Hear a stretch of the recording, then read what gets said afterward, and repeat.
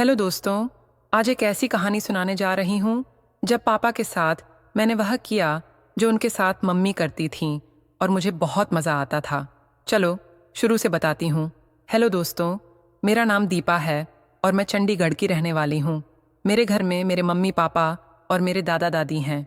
मैं अपने माँ बाप की एक ही औलाद हूँ। मुझे मेरे माँ बाप ने बड़े प्यार से बड़ा किया है।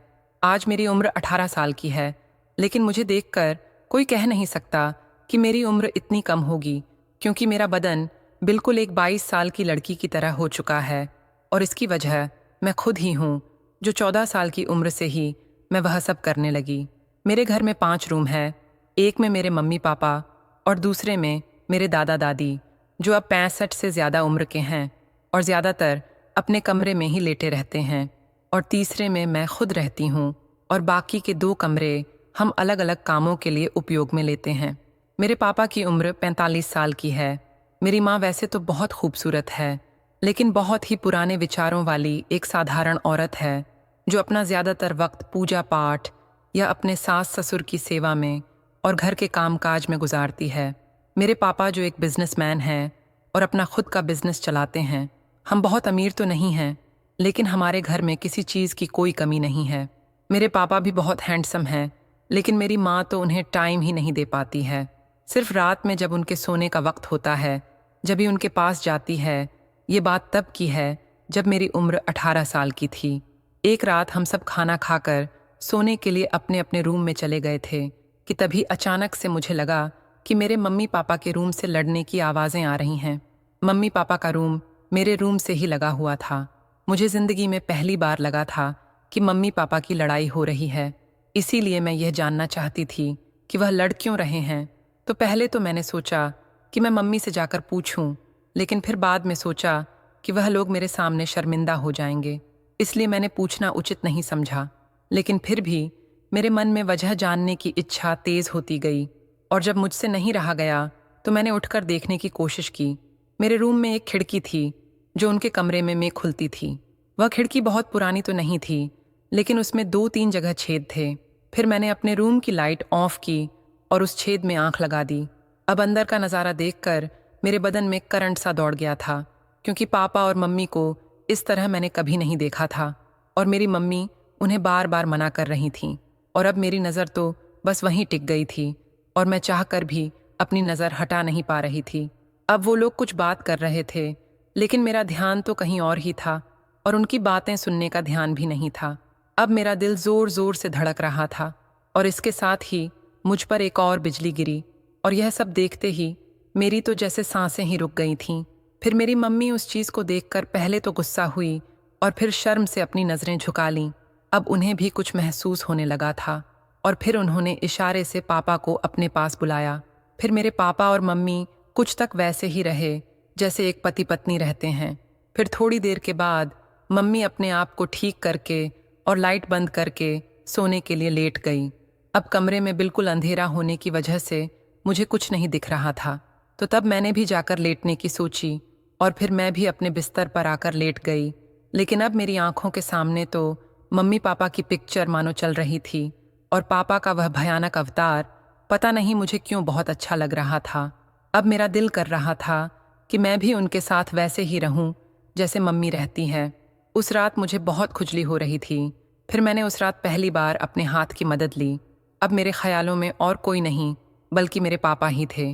फिर जब मेरी खुजली बंद हुई तब मैं इतनी थक चुकी थी कि कब मेरी आंख लग गई मुझे पता ही नहीं चला। फिर सुबह मम्मी ने जब आवाज़ लगाई तो मेरी आंख खुली। फिर मम्मी बोली कि बेटा, सुबह के 7 बज रहे हैं, कॉलेज नहीं जाना क्या? तो तब मैं उठकर सीधी बाथरूम में गई। तो फिर अब मेरी आंखों के सामने फिर से वही नज़ारा आ गया था। अब मुझे फिर से खुजली होने लगी थी, तो मैंने फिर से अपने हाथों की मदद ली।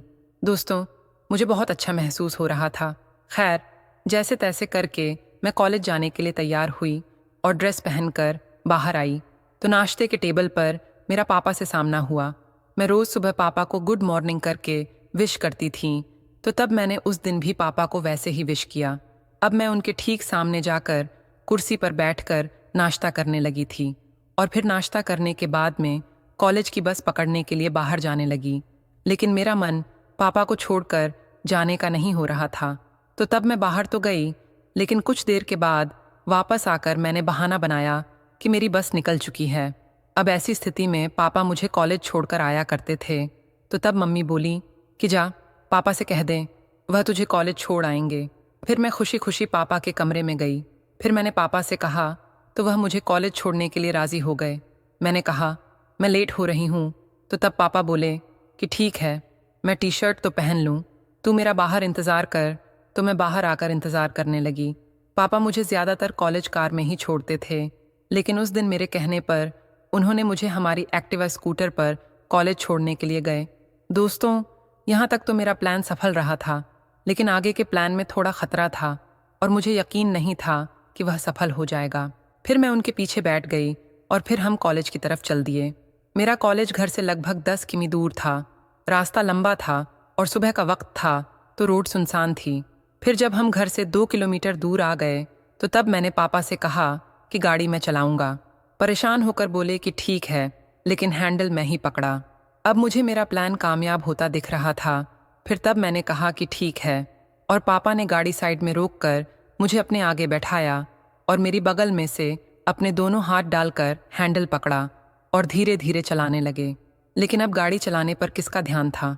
मेरा इरादा तो कुछ और था। और फिर इस तरह मस्ती करते हुए मैं कॉलेज पहुंच गई। फिर पापा को जाते वक्त मैंने एक बार फिर से विश किया। अब पापा शायद मुझे लेकर कुछ परेशान हो गए थे, क्योंकि मैंने हरकत ही कुछ ऐसी कर दी थी। और मेरी तो पूछो मत, मेरी हालत तो इतना करने में ही बहुत ख़राब हो गई थी। फिर पूरे दिन कॉलेज में मेरे दिमाग में पापा का ही ख्याल घूमता रहा और अब मेरा दिल कर रहा था कि मैं पापा के साथ गाड़ी पर ही बैठी रहूं। अब पता नहीं मुझे क्या हो गया था। ऐसा कौन सा तूफान मेरे अंदर था कि मैं पापा के साथ ऐसा करने के लिए ही सोचने लगी थी। खैर, आगे बढ़ते हैं। फिर मैं अपने मन की इच्छा और मेरे मन में चल रहे तूफान को लेकर घर पहुंची। अब उस वक्त लगभग बज रहे थे। अब घर दादा दादी के अलावा कोई नहीं था। मम्मी कहीं गई हुई थी और पापा अपने ऑफिस में थे। खैर, फिर मैं बाथरूम में गई और फ्रेश होकर बाहर निकली, तो अब मुझे बहुत सुकून मिला और फिर मैं सो गई। फिर मेरी आंख खुली तो शाम के 6 बज रहे थे। फिर मैंने नहा धोकर कपड़े पहने और मैंने कपड़े भी उस दिन कुछ अलग दिखने वाले पहने थे। जब शाम का समय था और पापा के आने का वक्त हो गया था, मैं बेसब्री से दरवाजे की ओर देख रही थी, लेकिन मम्मी का कोई पता नहीं था। घड़ी में 10:30 हो चुके थे और तभी दरवाजे की घंटी बजी। मैं दौड़ती हुई दरवाज़ा खोलने गई और पापा को देखकर मुस्कुराई। उन्होंने भी मुझे देखकर हल्की सी मुस्कान दी और बोले, बेटा आज तो बहुत स्मार्ट लग रही हो। उनकी बात सुनकर मैं अंदर ही अंदर खुश हो गई, क्योंकि मुझे लग रहा था कि धीरे धीरे मैं पापा का ध्यान अपनी ओर खींचने में सफल हो रही हूँ। पापा ने अंदर आते ही चाय का ऑर्डर दिया। मैं किचन में गई और चाय बनाने लगी। थोड़ी देर बाद पापा भी फ्रेश होकर किचन में आ गए और इधर उधर की बातें करने लगे। चाय बनते बनते मैंने देखा कि पापा की नज़रें कहीं और थीं और उस पल मुझे ऐसा लगा कि मेरी मन की इच्छा पूरी होने वाली है। मैंने चाय तैयार की और पापा को डाइनिंग रूम में बैठने को कहा। चाय देने के बाद मैं बाथरूम में गई और ख़ुद को शांत करने की कोशिश की। जब मैं बाहर आई तो देखा कि मम्मी भी आ चुकी थीं। मम्मी को देखकर मुझे थोड़ा गुस्सा आया, क्योंकि मैं पापा से अपने दिल की बात कहना चाहती थी, लेकिन मम्मी की मौजूदगी में यह संभव नहीं था। पापा भी मम्मी के आने से थोड़े असहज लग रहे थे। मम्मी का रवैया ऐसा था कि ना तो वह खुद कुछ करती थीं और ना ही किसी को कुछ करने देती थीं। पापा को लेकर मेरी ख्वाहिशें दिल में उमड़ने लगी थीं और मुझे उन्हें थोड़ा परेशान करने में मज़ा भी आ रहा था। रात के खाने के बाद पापा ने मुझसे कहा, बेटा चलो थोड़ा घूम आते हैं। मैं झट से तैयार हो गई और हम घर से बाहर निकल गए। बाहर आकर पापा का मूड बदल गया। उन्होंने मुझसे कहा, चलो पिक्चर देखने चलते हैं। ये सुनकर मैं बहुत खुश हो गई, क्योंकि मुझे लग रहा था कि पापा मेरे साथ वक्त बिताने की पूरी कोशिश कर रहे हैं। रास्ते में उन्होंने मम्मी को फ़ोन करके बता दिया कि हम फिल्म देखने जा रहे हैं। सिनेमा पहुंचने पर हमने देखा कि कोई पुरानी फिल्म लगी हुई थी और हॉल में लगभग 30 से 40 लोग ही थे। पापा ने सबसे महंगे टिकट लिए और हम बालकनी में जाकर बैठ गए। हमारा नसीब इतना अच्छा था कि बालकनी में हमारे अलावा सिर्फ एक लड़का था जो आगे की सीट पर बैठा था। अब हमारे पास आराम से समय बिताने का मौका था। फिल्म शुरू हुई, लेकिन मेरा ध्यान पापा पर था और उनकी नज़रें भी मुझ पर थीं। अब बस यह देखना था कि पहल कौन करता है। अचानक मैंने पैर पर कुछ महसूस किया, जैसे किसी कीड़े ने काट लिया हो। मैं खड़ी हो गई और पापा ने घबराकर पूछा, क्या हुआ? मैंने कहा, पैर पर कुछ काट गया है। पापा बोले, बैठ जाओ और अगर फिर से ऐसा हो तो मेरी सीट पर आ जाना। थोड़ी देर बाद मैंने जानबूझकर फिर से ऐसा नाटक किया। पापा ने हंसते हुए कहा, तू मेरी सीट पर आ जा। मैं पहले से ही तैयार थी तो उनके पास जाकर बैठ गई। पापा ने मुझसे कैंटीन से कुछ लाने को कहा। मैं बाहर गई, खाने की चीज़ें खरीदीं और टॉयलेट चली गई। वापस आकर मैंने पापा के पास बैठते हुए कहा, पापा मुझे आपके पास बैठने में बहुत अच्छा लग रहा है। ये सुनकर उन्होंने हल्की मुस्कान दी और खुद को थोड़ा व्यवस्थित करने लगे। उस पल मुझे एहसास हुआ कि जो मेरे दिल में चल रहा था वही पापा के मन में भी था। हम दोनों ने फिल्म खत्म होने तक साथ में वक्त बिताया।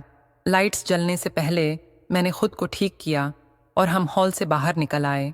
बाहर आते ही पापा ने मुस्कुराते हुए पूछा, पिक्चर कैसी लगी? मैंने जवाब दिया, इससे बढ़िया पिक्चर मैंने आज तक नहीं देखी। फिर मैंने कहा कि मुझे चलने में तकलीफ हो रही है। पापा ने मुझे गोद में उठा लिया और पार्किंग तक ले गए। उस दिन के बाद से पापा ने मेरा और भी ज़्यादा ख्याल रखना शुरू कर दिया और मैंने भी उनके साथ का महत्व समझा। अगर आपको यह कहानी पसंद आई हो तो कमेंट बॉक्स में ज़रूर बताएं और हमारे चैनल को सब्सक्राइब करके हमारा समर्थन करें।